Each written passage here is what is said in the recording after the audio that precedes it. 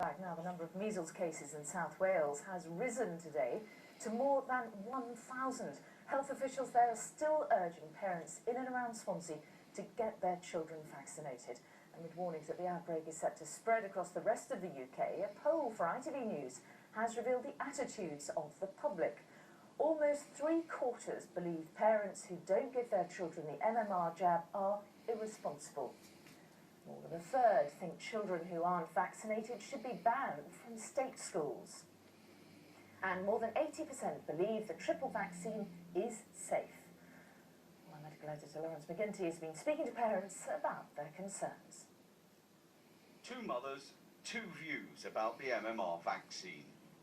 Ruth Acaster didn't have her daughter Alice vaccinated with the MMR. What would she say to the 70% of people in our poll who say that's irresponsible?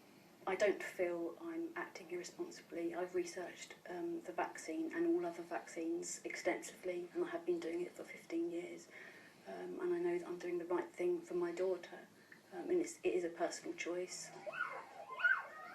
Amy Mail disagrees. Her daughter Delilah, too young to be vaccinated herself, caught measles when she was 8 months old from a child who wasn't vaccinated. This is her message to Ruth. I just feel if she had seen a baby like that, especially her own baby, maybe she might change her mind. And how I felt in that I was angry at people like her that hadn't chosen to vaccinate, that perhaps it could be due to the amount of children that weren't vaccinated that Delilah had ended up contracting measles. We've come to this school in an area of London where only 7 out of 10 children have had the MMR vaccine to ask what parents here think of the idea that unvaccinated children should be banned from state schools.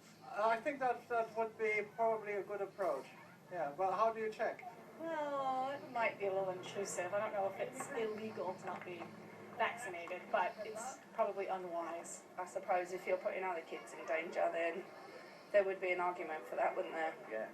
I think our immunisation programme has always been based on voluntary immunisation, and that's the way we want to continue. So it's up to us to persuade the public of the value of immunisation, and we'll continue to try and do that.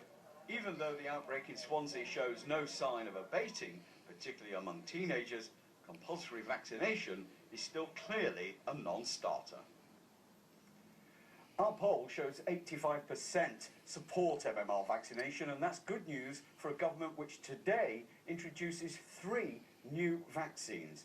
A flu vaccine for 2-year-olds, actually a nasal spray, a vaccine for the over 70s against shingles, that's a nasty disease, and a vaccine against rotavirus, which causes diarrhoea in young children and sends 1,400 of them to hospital every year.